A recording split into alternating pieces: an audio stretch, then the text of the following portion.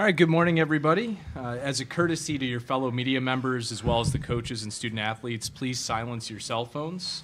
Please provide your name and media affiliation each time you ask a question during press conferences.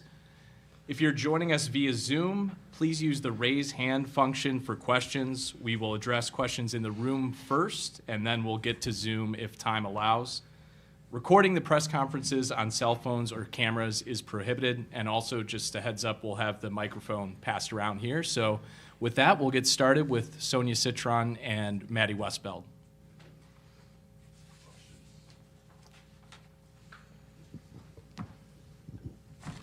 Tyler Horka, Blue and Gold Illustrated. I've got one for both of you guys, the same question. Third time that you guys are going into the NCAA tournament, I'm curious, just on the eve of it, what feels the same as the other two times and maybe what feels a little bit different? I think what feels the same is kind of just that feeling of a new season. Practice is different. The energy every day is really consistent, and I think everybody's just kind of on the same page of, like, it's 0-0 now. I would say something that feels different this year is kind of just that chip that we have on our shoulder. We rode a high for a little bit with the ACC tournament, and I think right now we're really getting settled, and we're really just trying to stay consistent and treat it like we're the underdogs. Yeah, similar to what Maddie said, I think a lot of it does feel similar just because this is our third time doing it now, and I think what feels different is also that chip on our shoulder, because I know, like, mid-season, people didn't even know if we were going to host or what was going on. So just, like, we proved we could do it, and we still have a lot more to prove. So. And then one more for me, for Sony. Last year you were in the unique position of playing point guard and kind of do everything for this team, but now you have someone that does that really well in Hannah. So I'm curious, going into this, I guess how comforting is that to know that you have a legit point guard and you can kind of play your game while she's going to play hers and Maddie's going to play hers, and the rest kind of takes care of itself. I mean, it's definitely nice. I'm not a point guard, so I didn't love doing that. But yeah, I mean, it's just nice that I feel like I can play my true position and just play the game that I know I can play with Hannah being the point guard and just doing what she does, and I'm going to do what I do to the best of my ability, and I know Maddie will do the same, but like, we can all be true to our position. So. Eric Hansen with Inside ND Sports. Maddie, Catherine was part of some pretty good teams here, and I wondered, do you guys talk about the NCAA experience, and if so, what does she have that's good wisdom for you? Yeah, absolutely. She's overseas right now in Hungary, so it's a little bit of different time zone, so it's hard to communicate sometimes. But we've always talked about it. I've watched her for a long time, and we have conversations of just how locked in you got to be with your team, and how much it doesn't matter anything off the court. The only thing that matters is the chemistry that you guys have on the court. And how much you guys are on the same page. And so, like I said, I think we're in a good spot with that. But, yeah, Catherine's always said, just make sure that you're in rhythm with your teammates, no matter what it is, if it's high or if it's low. And then just growing up, how much did she influence who you became as a person, who you became as a basketball player? And if you guys still ever play competitively, does it get chippy? Yeah, she was my biggest role model since I was a little kid. I wanted to be just like her. I did literally everything just like her, because everything that she is about is true. She's so authentic to herself, and she's just somebody that works so hard, and she's a champion in everything that she does. And so it's no wonder that she has a ring because of it, because in every detail of her life outside of the court, she's just like that. And so it's nice that she has an accolade to prove just those little details that she ensues in her whole life. But yeah, she's everything to me. So. Thank you. And one for Sony. I'm curious who in your family influenced you, especially from a toughness aspect, who helped, develop or help you become the person that we see as a really tough competitor on the court? Yeah, I have to give that to my brothers and my cousins. Growing up, I was 2, 3, 4 years younger than all of them, but we played in the backyard every single day, and they never, ever took it easy on me, whether it was soccer, basketball, handball. Like, they would treat me like I was one of the guys, so I'd definitely give it to them. Kurt Rallo, Associated Press. This is for Sony. You referenced maybe mid-season you guys weren't sure if you'd be hosting. I think after that NC State game, maybe you dropped to like 17 or so. What turned things around so you have the seed you have and that you're playing at home? Yeah, I think the NC State game was definitely a wake-up call. And I think after that game, our team really got together and we had a meeting. We talked to each other and we were just like, we need to figure it out because this is not how our season's going to go. So I think it was after that game that we really just took the steps we needed to get back on the same page, and we did that. So. Anthony Anderson, South Bend Tribune. I have the same question for both of you. You've both done a remarkable job playing foul-free. You've never fouled out of a game, Sony, and you've only fouled out one this year, Maddie. With the depth so compromised, do you have to be constantly conscious of fouls, and are you able to play free and easy the way you want to play, or do you have to adjust to the officiating? That's for both of you. I would say we can't play as freely as we want to. Definitely have to adjust just because we can't afford any fouls, especially early on in the game. So I'll always tell like my teammates, be smart in the first half, and then maybe second half if you have 0 or if you have 1 foul, then you could play more aggressive on, just play more aggressive because we can't really afford people to get 1 or 2 fouls in the first half. So we definitely got to play smarter and just adjust our game a little bit. Yeah, I would say the same thing. Just kind of start out, read the refs, read how everybody is calling it, and just play from there. If they're letting things go, then you can be more aggressive. If not, then you kind of got to step off and just play solid. We'll have time for just one more question here, folks. Matt Lucas, Goshen News, for both of you guys. During this 8-game win streak and this ACC tournament run, how important has the defense been to getting you guys out to leads and being able to hold them throughout the rest of the game, even with the depth concerns? It's everything. It's the way that we start playing defense. I think that's been the key to us for these last 8 games is just how we start on the defensive end and how that continues and carries on to the offensive end. So, with this team, we're a trending team, and our identity is on defense. And I think that's something that we haven't experienced really yet. But right now, I think we're just trying to ride that. And, yeah, like I said, it's just the beginning of games. Yeah. I think Maddie said it all.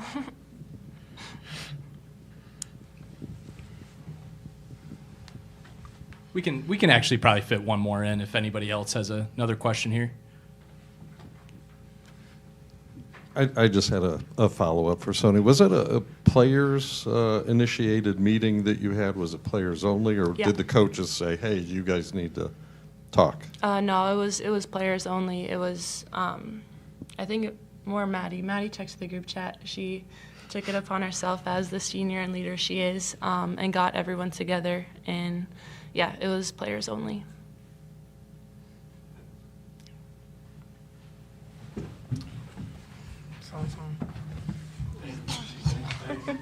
Thank you.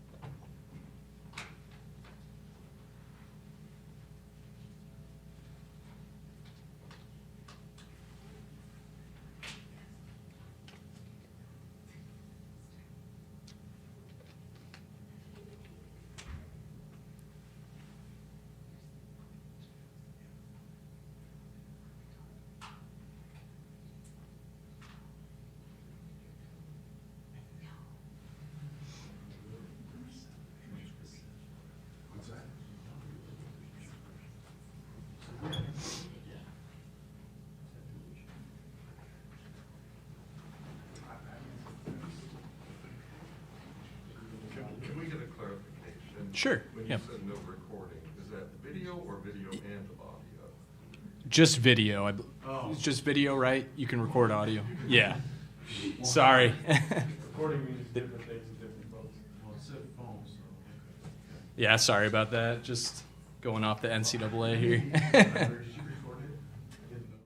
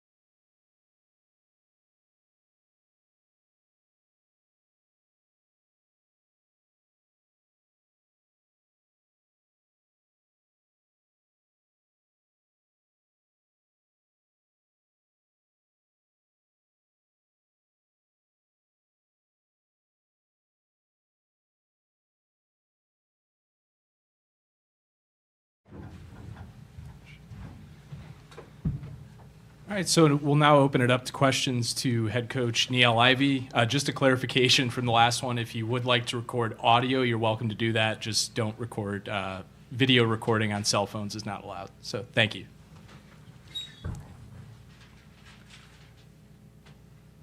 I have a couple. Kurt Rallo, Associated Press. I have a couple questions. Doug Feinberg wanted me to ask. He's doing a feature on coaches who are coaching at their alma mater. Did you ever think you'd be doing this when you were playing, or did you have another career path? No, this is a dream. You know, I didn't realize that coaching was going to be my next step after playing professionally. So when I got into coaching, I never would have imagined my first head coaching job be here at my alma mater. So I'm blessed. What was it like when you got the job? Is it more rewarding, or is there more pressure, more challenging being at your alma mater? For sure, taking over in COVID and the pandemic was really challenging. And so that was an adjustment for me. My press conference was via Zoom. So not the traditional first year head coach, and then the year after was NIL and the transfer portal. So I came in the climate of changing, the climate of athletics was changing the year that I had this opportunity. So I've adjusted to it, and then the expectation of this program and also following a legend. So I've adjusted to it. Again, it's a blessing, but it's definitely different from what a first-time head coach would have to experience. Tyler Horka, Blue and Gold Illustrated. Niele, I'm curious what you remember about the 2018 run to the national championship game. Similar roster numbers that you guys had then, so Do you draw on how you guys managed that and kind of implement some of those things into this run? And just what are your overall thoughts of maybe only having 6 players that you can rely on? Right. Well, we're at the time where it's just survive in advance. So no matter how many numbers we have, you have to come prepared, ready to play. For me, I do have the blueprint of what we did during that year as far as practice, performance, recovery. So I have an idea of those type of things, and I've implemented those things. Unfortunately, we had very similar situation last year. So understanding what this team needs, I've just pivoted from the Virginia Tech game, losing Kylie. Just have had to pivot, change roles. Started a new starter. So when things happen this way, things you can't control, you just have to pivot. So that's what I've done. But I try to lean on those experiences of what I've learned as an assistant in that year. And speaking of last year, I asked Sony what it was like to kind of be the point guard and do-it-all player, and she just explicitly said, I'm not a point guard. This year you have one, and one of the best ones in the country, so I'm curious what that's like going into the tournament knowing you have a player that's going to handle the ball every single possession and you have confidence in her to do that. Yes, absolutely. I think it takes pressure off of our guards for sure. Last year I had to manipulate the offense for KK and Sony to run the point. This year I have a true point guard who happens to be a great scorer and a great defender. So it definitely takes a lot of pressure off of our guards. Hannah has led us the entire season, so she has that experience now. This is her first time in the NCAA, so it's going to be a little bit different for her. But she has a lot of support around her, and Sony and KK also help back up the point. So we've managed it in the past couple of weeks and months. So I'm looking forward to going out there and seeing us play. Coach, with the limited numbers, I imagine practice is even more challenging, but I know that you have a way of practicing even when you have a full roster. Can you talk about how you prepare for teams both with a full roster and with this limited roster? Yes, everything's purposeful for this limited roster. I still do the same concepts. I'm really big on player development, so I always find time within practice to work on individual skill work, guard, forward type position work. My practice is always energetic, so I'm always trying to cultivate energy within the drills that I do. With a full roster or without a full roster, you just have to be smarter. Some things you have to do more half court. I try to limit full court activity when it's closer to the games. Luckily, before today, we've had opportunity to use practice guys that can help us compete and takes a lot of reps off of our 7 that are active. So I just try to implement concepts that's going to help us, but also be very intentional with the number that we have. Now, early on when I had a full roster, I can get up and down more. I can do a lot of things more. Practices could have been a lot longer. Now their practices are shortened just because once we get the reps, I move on. How many practice guys do you have, and how do you find the right people for that? Right, so we have a rotation of probably about 10 or 12 guys that are committed to our program that help us. Now, they have different requirements as far as academics and classes and exams, so sometimes we don't have the same guys, but we have like a rotation of 10 to 12, and they're awesome. They come to all the games. Sometimes they travel to our games.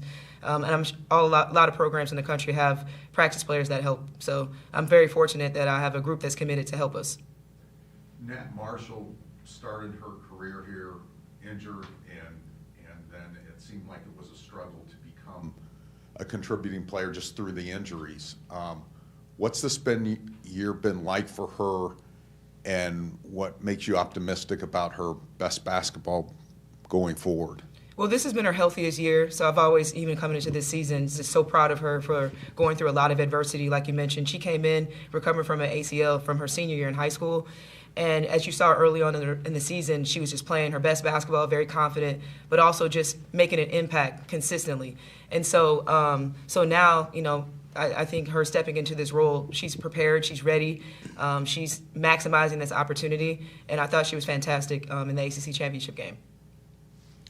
Anthony Anderson, South Bend Tribune. Neil, Sony said that she has to play conscious of the foul situations, especially with the limited depth. How well have your players done with that this year? Very limited disqualifications in games, and how mindful will they have to be, if it's even different in the tournament this week? Right, well, let me knock on some wood on that. Yeah. But, they're very conscious about defending without fouling. We've been working with that for a while. You know, we had a game at Pitt that we dealt with a lot of foul trouble back in January, and we really adjusted from that. That was an example for us that we have to defend without fouling. It's definitely something you have to adjust to in the game. We talk about that a lot. You know, I throw in a little bit of 2-3 zone to try to help us, but you have to see how the officials are calling the game, and you have to adjust. And I think my team is very, very smart, very experienced, so they understand what's at stake as far as us having a lower roster number where we can't afford to be in foul trouble. So just praying that continues. And my second question, unrelated, Megan arrived here a couple years after you were, a year or two after you were done. But I'm curious, how well do you know each other, and how meaningful or cool is it that there's 2 Notre Dame alums coaching here this weekend? Right. Well, just knowing her from just being an alum and some of our alumni events. But yeah, I think it's really cool to have a Notre Dame alum here, and also their AD, you know, graduate from Notre Dame. So I think it's a lot of Notre Dame ties, which is also amazing.